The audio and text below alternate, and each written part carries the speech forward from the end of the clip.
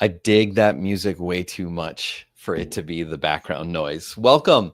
This is Alex with the Happy Farm D, and today we are talking about how to go from going to a ton of applications to only just a few with my guest today, Keven Shaw. If you've not been here before or know at all what we do at the Happy Farm D, we work with pharmacists in our career coach program called the Career Accelerator. That's all about helping people go from where they are to where they want to get into next on a fast track. What I really enjoy about Keven, and I think what you'll enjoy hearing about as well, is about how he simplified his approach to not just applying to anything and everything. And we'll walk through his journey about where he was previously to where he's at now and where he's going to next. And so with that, I'm going to invite Keven to the stage. Hey, Keven, Hey, thanks for joining hey. us. Thanks for having me. Yeah, man. So before you started working with us, I think it'd be great if you could tell us a little bit about like your career journey, when you graduated, what drew you to pharmacy, and where you were working at previously. Okay. So I graduated in 2022, May 18th to be exact, from Wayne University School of Pharmacy. I got my start in pharmacy as a senior in high school. So I was what they call a junior Rotarian. I was able to go to something called a Rotary Club meeting, which is full of key stakeholders in the community, making decisions for the underserved as well as those that may be more fortunate than others. So I was able to go there, tell my story, say that I'm interested in pharmacy. And from there, I was connected with my first manager at a local pharmacy where I learned a lot of information that ended up helping me in pharmacy school. And then went on after pharmacy school to try to go into retail, did that for a little bit. And then from there, went into long term care on a contract, and then from there going into hospital. So I've kind Yeah. of hit Well, on the don't spoil the journey. Yeah, yeah. So it's where you're at now is in the hospital. So, you suffered through the pandemic in your Mhm. education. Did that influence anything for you in your educational outcomes, or like it didn't seem like it hurt you in terms of getting a job? I would say there's good points and bad points about it. So with the pandemic came new opportunities, but it also came with a lot of challenges to a traditional curriculum. So getting used to being on Zoom calls, for instance, is something that is not a skill that everybody learns, or being able to have interviews on a Zoom call is pretty difficult in itself. Conveying those messages that you want to convey, and also having a sense of presence is very difficult. So I would say the pandemic was good to me, but it also was very challenging for me in that I basically got a degree, in one of the worst times in America, in history, really. So Yeah. So you went to retail and then took a contract in long-term care. mhm. And what was kind of like the career situation at that time? Obviously, you were looking for something else, but like, how did you feel about the work, or why were you really looking for something new? I would say I was looking for something new because, retail, while I feel that there are many, many great pharmacists out there that make it look easy, retail is not for everybody. And I Mm. felt that that may have been my only option at the time, with applying for so many different roles and not having any experience as a pharmacist, but having experience as a pharmacy technician and being a cashier for a few years when I was younger. I felt that that would give me a leg up in some ways, that I've seen what a pharmacy looks like. I've been inside of a pharmacy, but that didn't. I wasn't able to sell myself in that way with that experience. So I kind of just went with what was available, and that contract with long term care became available, and I was able to come in and kind of hit the ground running from there. Nice. So why didn't you want to stay in long-term care? Um, I would say I appreciated my time there. I don't have any gripes about long term care. I think it's very, very much more my speed than retail. But unfortunately for that contract, it ended. So, that kind of was my end of long term care. But, there's always in the background somewhere where I may get back to that one day. But as of right now, I'm not. So, Okay. Yeah, one of the, I suppose, downsides of going that route is contracts are temporary, right? So you're kind of always on the job hunt, which sounds like that was what your situation was. You were hunting for the next thing, yeah?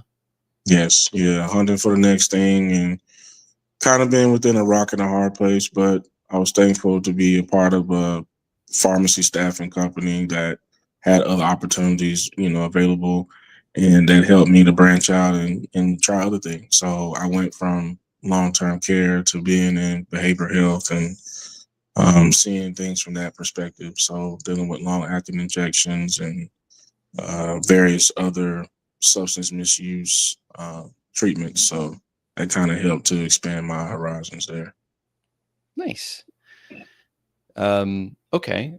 So what led you to reach out to us at the Happy Farm D? What led me to reach out to you guys was I had contemplated it for a while. I had met with you guys, kind of got a gist of what you do, talked and seen if it was feasible at the moment. And at the very first time that I reached out, it wasn't the time. But once I got to that long term care position, I know it was time to have some more guidance in my career and to help me to, troubleshoot those challenges that I have been facing, whether it was negotiating, whether it was selling myself, as far as my experience and what I bring to the table, as well as just appreciating that, I am a professional, I am a pharmacist, and I did accomplish that. So I should, have confidence in that and not feel like I'm not prepared for the workforce because I'm, a new grad, which we all have had to face that moment where we're a new grad and we go into uncharted territory. So, Yeah. It sounds like a part of that motivation too was the fact that you were, applying to other things and not hearing back. Was that the situation too? yes, being ghosted during the job search is very degrading. It can be very, it can let you down a lot. It really weighed on my confidence, weighed on my ability to see, that things would get better at some point. It was very hard at that time. So, you know, I guess when you have put so much time and effort in and you don't see the result, it definitely is disheartening. So, Yeah.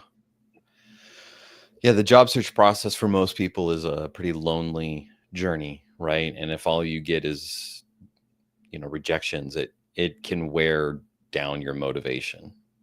right, absolutely, yeah. So, I I think that was the biggest thing for me in that time was just that challenge of overcoming the no's to get to the yeses. So Mm. Before you worked with us, did you have a clear idea of what you wanted to do next? I didn't. Honestly, I was desperate at the time. I just took whatever opportunity came, and I didn't really know where I wanted to end up. I know that I had interest in certain parts of pharmacy, but I didn't know exactly where I would end up. Yeah. So you started working with us, and obviously that's like the first thing that we want to figure out. Mhm. Because you could go get any job. That's not all that hard to do, but there's a lot of jobs out there that most people don't want to do. I'm not going to call out names or anything, but what was that process like for you to help you narrow down what it was you wanted to do next? Mhm. So the first thing was just looking at my strengths. What was I really good at, and what did I kind of have a natural knack for that maybe I haven't made into a role, but I, did have some capability of doing it. So I've always been fascinated with technology, so whether that was coding on my own or, watching videos of people taking computers apart and putting them back together, PCs or whatever, like, I always had an interest in that, and kind of got into that mindset the last year of pharmacy school with looking at what that could look like for pharmacy, or what that would look like as a career. So I kind of started there, and started to look at, what's the most rational approach to that, you know, career path, and lots of times most people don't really apply for those roles and get those roles right off. They kind of apply for something else and they kind of fall into that role because the need may arise later, but after they've been, placed into a clinical role or a staffing role Yeah. or whatever. So how did the coach play a role that you worked with narrowing down those options? I would say that they played a role in allowing me to take a step back and look at the full picture, um, and understand that, you know, this career path is going to be something lifelong. It's not going to be only temporary, and you have to take those daily steps to get to that point. Sorry, my dog is looking outside and barking at somebody. Don't worry about it. I'm also a dog owner. There's many times if you watch any of the videos I make where you could hear something barking in the background. Don't worry about it. Don't worry about it.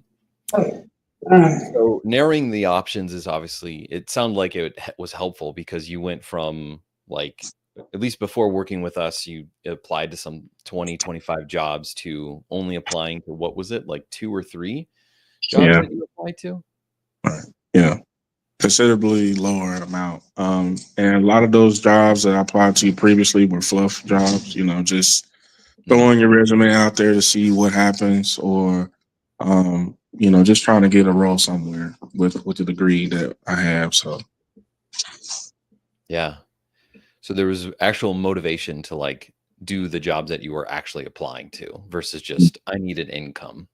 right, yeah, I did need income, but it's better to not come off as desperate when you're applying for those roles. Yeah, we talk about that quite a bit in the program, how a lot of people approach the job market like they're desperate mate seekers at like a blind date networking event. You go round robin where you go to different tables, and at Mhm. each table you're like, please, please, I want to get married to you for the rest of my life. And you do that to like every single blind date. Um, so you got really clear about what you wanted to do next, which kind of what it sounds like, it was a mixture of a few things. Yeah.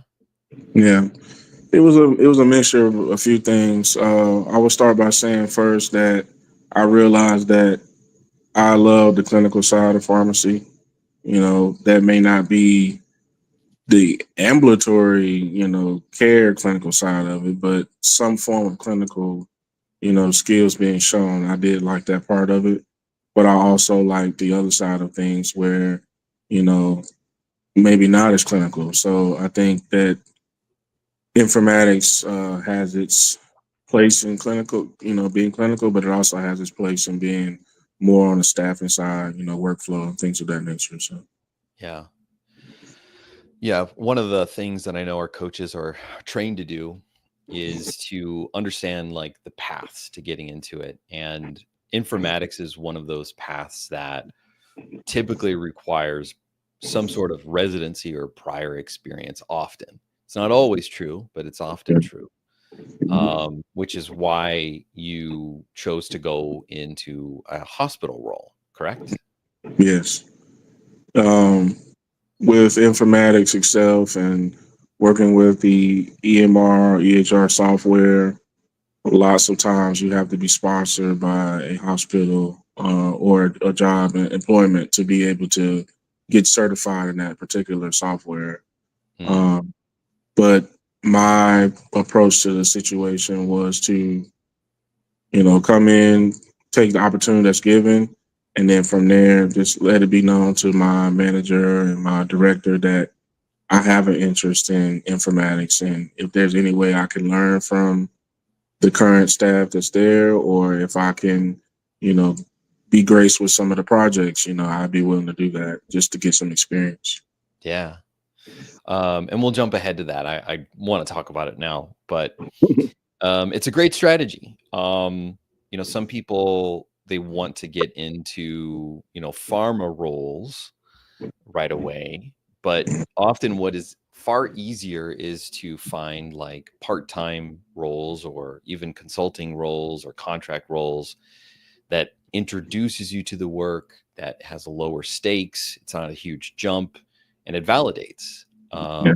that you can do it and that you Mhm. enjoy it. Right. So it's a great strategy. So going back to kind of the second step in the process, after we help you choose the career path, the next step is securing interviews. So I have here in my notes that you applied to 2 jobs, but you had 3 interviews. Oh no, I'm sorry. You had 1 interview. So when you applied to the 2 jobs, were they through a job referral or was it just random job posting?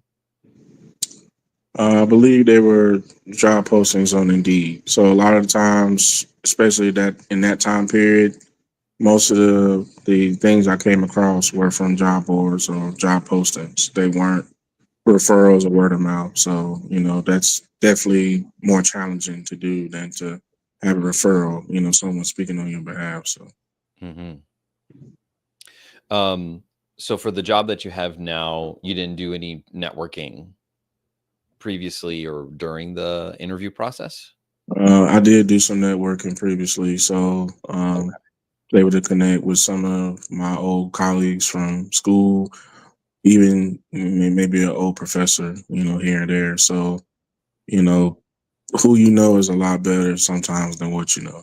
And in pharmacy, they always said it was a small world. So it definitely is, you never know who you may come back across later on in life or later on in your career. So it's good to always, maintain those relationships and never burn bridges because you might have to cross them one day, you know. Yeah. Did any of those contacts know people at that hospital?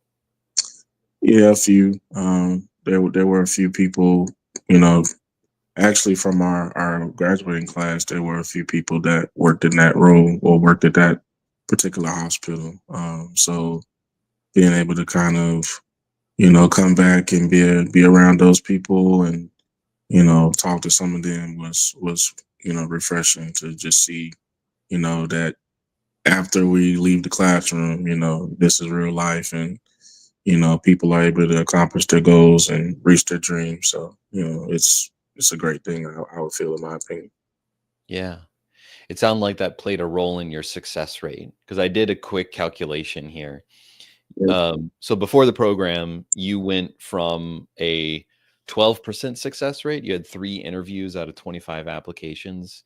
And then in the program, you had a 50% success rate after 2 applications. You got 1 interview. I like those odds. That's much, Yeah, much better. yeah, a lot better, but more focused. So coming back to the point you made before, these were focused applications. These were focused interviews. These weren't just run of the mill things where you just throw your resume out there and see what happens. Like these were looking at job qualifications and looking at requirements and really trying to line things up. Even tailoring a resume to that particular job description. Going through the steps necessary, and then really the easy part of the interview, I would say, because once you've done all the legwork to get at the actual interview, now it's just time to go in there and tell your story and, let everybody know who you really are and just, you know, come in with that confidence that, if this is the road that I want, then I know I'll be a good asset there. Yeah. The third step in the career accelerator is securing the job offer. And it sounds like you learned a lot of the interview skills through our mock interviews and uh, the final dose technique, right? Yeah. Did you do that? I'm always curious because not everyone chooses to say in the interview that like I think this is a great role and I want to be your next, you know, hospital pharmacist or whatever role you're interviewing for. So what was your experience?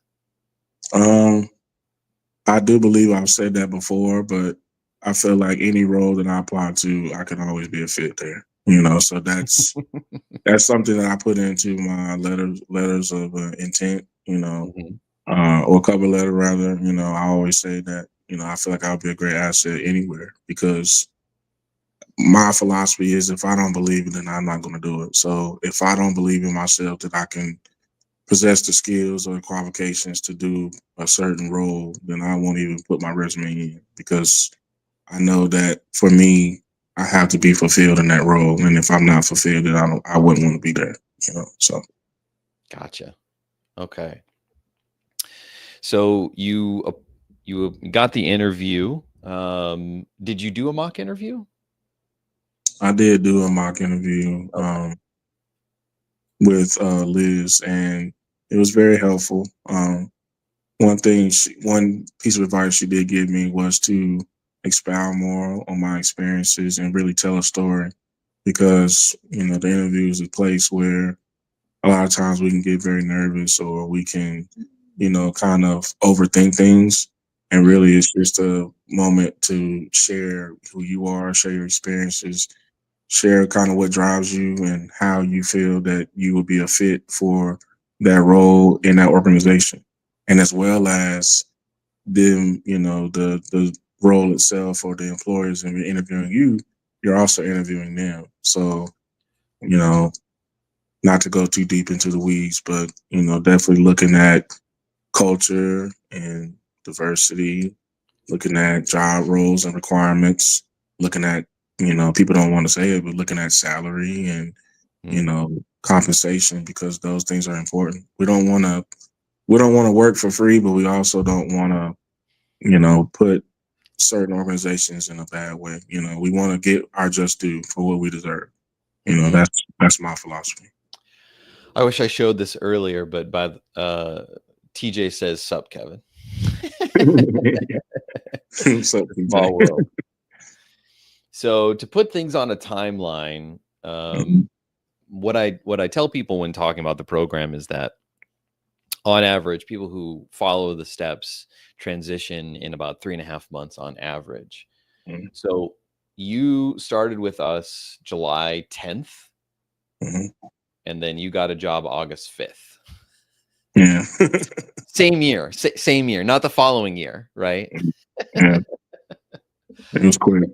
Yeah, it's very, very quick. Congratulations. So you have a role now as a hospital pharmacist, and as you talked about in the beginning, one of the things that you really enjoy is the clinical side, but also the technology.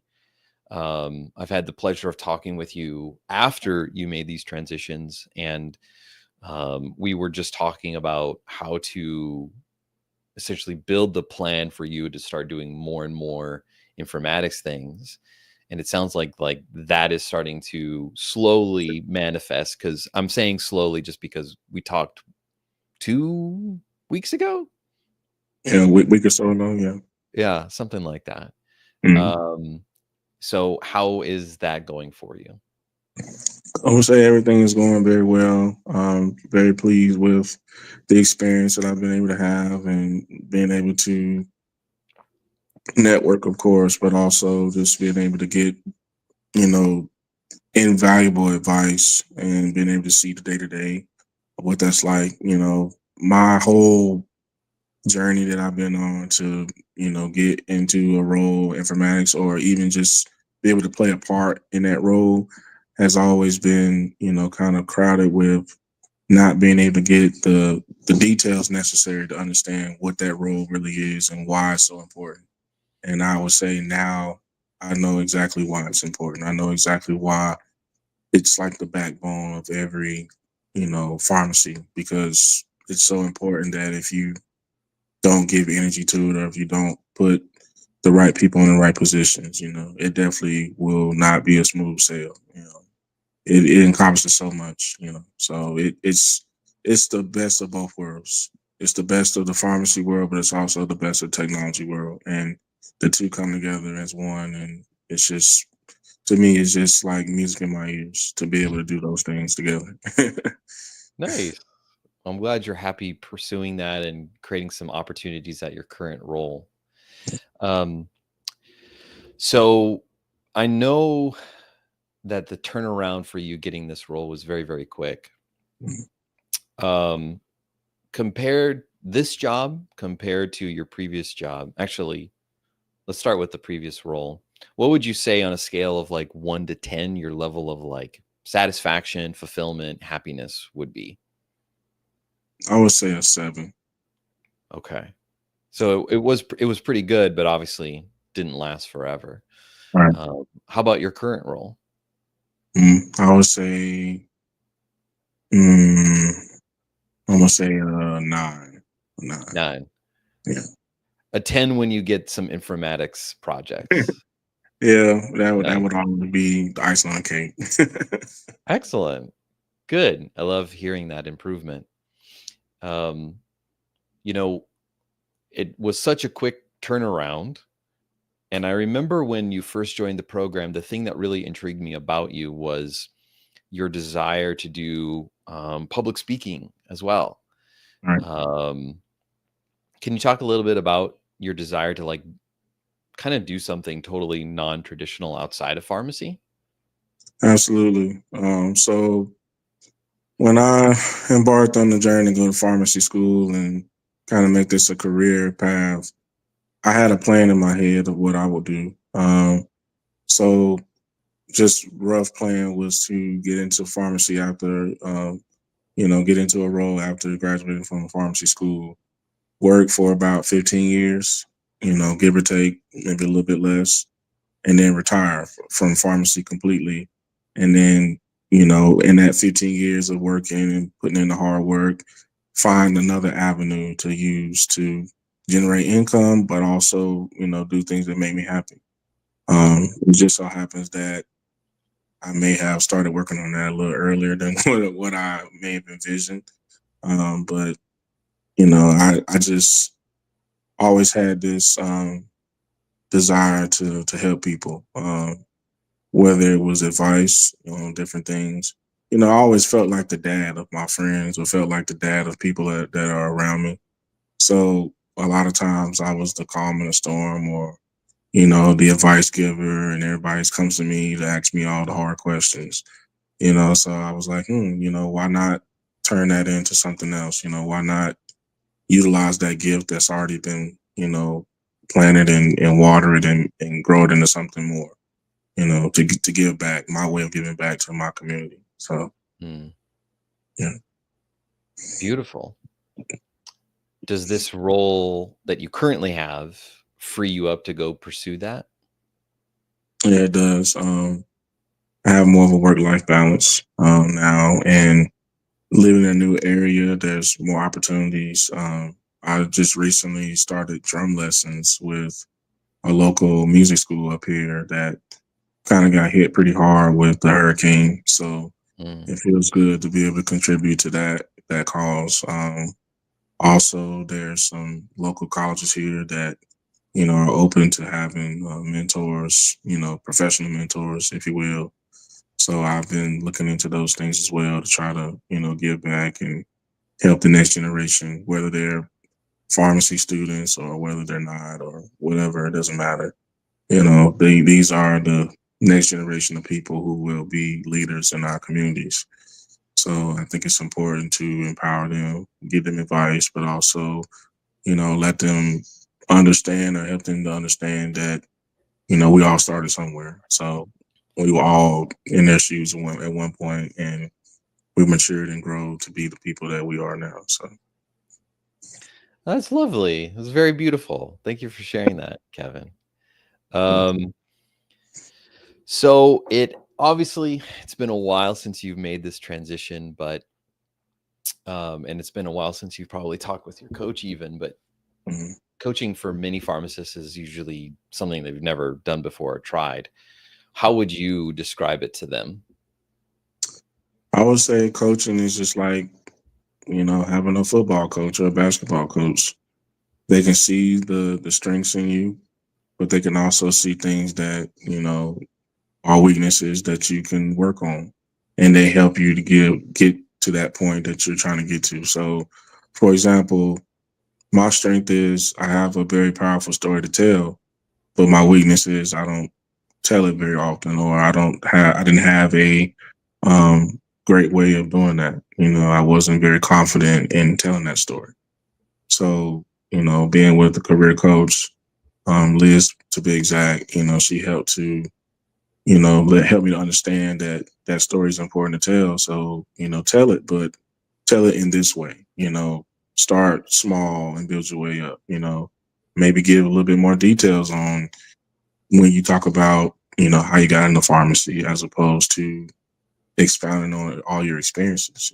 Those experiences are important, but sometimes it's best to, focus those efforts on things that you can talk about all day. I could talk about myself all day, so why not do that more, with respect to, what the goal is to accomplish. Nice. What would you tell anyone who's maybe considering working with us? I would tell them, if you've thought about it as long as I thought about it, then just go for it. I was at a point where I was stalemated. I mean, I tried everything. I reached out to different people. I tried to network. I tried to tailor my resume. I tried everything, and nothing really worked. But when I got with a coach that was able to help guide me through that process, I can go to them and ask them questions anytime, or go to the group sessions where other pharmacists like me that are going through their various struggles are able to, elaborate on those things and give tips and help each other out. It makes a difference. It's impossible to not be successful if you have people around you who are like minded, but also hold each other accountable. And I would say that's one of the biggest things that I needed in that space of my life, was to have accountability. Because if you're the only person that looks at your resume, if you're the only person that puts in the applications, or doesn't have anybody to really ask, hey, how does this work? Or hey, what do you do in a situation in an interview?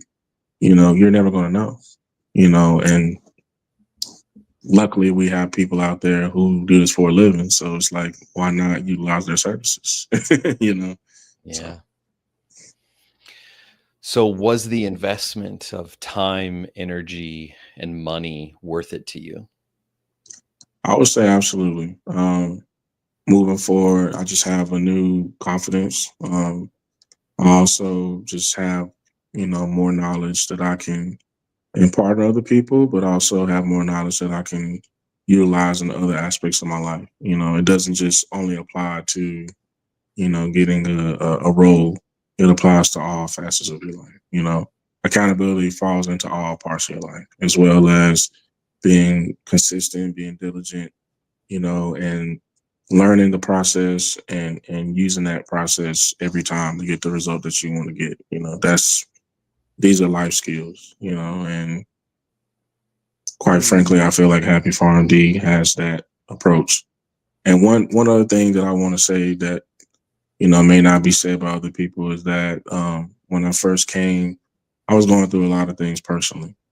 And I remember having talks with my coach sometimes about different life things. She may come and say, hey, how was Kevin today? Basically like, how's your day going? Or how have things been?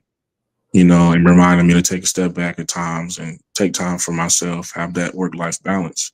Because while we all love to help people, we love to serve, we also have to be the best version of ourselves. And if our glass is not full, we can't help anybody else fill their glass up. So we have to always make sure our glass is full so that we can help other people fill their glass. You know. Well, geez, I'm inspired now. Thank you for sharing that. I'm glad that you had a wonderful experience. Anything else to share? Feedback for me? or the company, or just anything else? I would say anyone out there that's looking for um, an organization that will, push you, hold you accountable. I've been in those group sessions where, it might be someone who has a question about something, and maybe you and that person have been talking offline, and then now we're in a group session and that kind of comes up again, or maybe other people have that same question, and you like basically go into detective mode, and you're like asking them all these questions and just really holding them accountable and challenging them. Like, that's the type of stuff that you want. That's the Mhm. type of things that you need in your life, professionally and personally. So that's what I would say. Beautiful. All right, Keven, thank you so much for sharing your story. I really appreciate it. Thank you for having me, and I enjoyed my time with the company. Well, you're still in the community. You're Yeah. always welcome to come back and chat anytime. Thank you. Thank you. And thank you for watching Kevin's story. What inspires me most about Keven is that he just got started. He got results so quickly, and he's already moving into the next phase of his career, moving into informatics, and as well as just like adding in the things that really make him happy, um, community involvement, those sorts of things. What the thing that really makes me so excited for what I do is opening people up to really live their life. Loving the work that you do is great. And it's at the heart, really, of my company and our process and how we help people. But the thing that makes me so fulfilled from hearing Kevin's story is that, yes, he's found work that he enjoys. Yes, he's got the career path before him and he's getting into the next thing. But it's him giving back in so many other ways, to his local community, to his passion, to what he wants to build. Um, and seeing that happen over and over again makes me know that we're doing such an amazing thing in this profession. It's a travesty that we have so many burned out, overstressed pharmacists with doctorate degrees. It's a travesty. And it is my mission and the company's mission to change that, to help. I mean, in 20 years' time, we're going to help 20,000, or I'm sorry, 35,000 pharmacists transition into jobs that they love so that they can love life. And that's going to change the industry.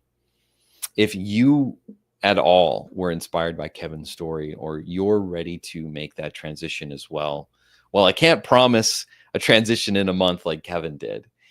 But I know that our system, the career accelerator method, works, and it gets people into jobs in a time frame that they actually want. So if you're interested in that, reach out to us. Go to thehappypharmd.com, talk with one of our career advisors, and take that next step to learn more about what it's like to work with us in our system and how we guarantee results when following it.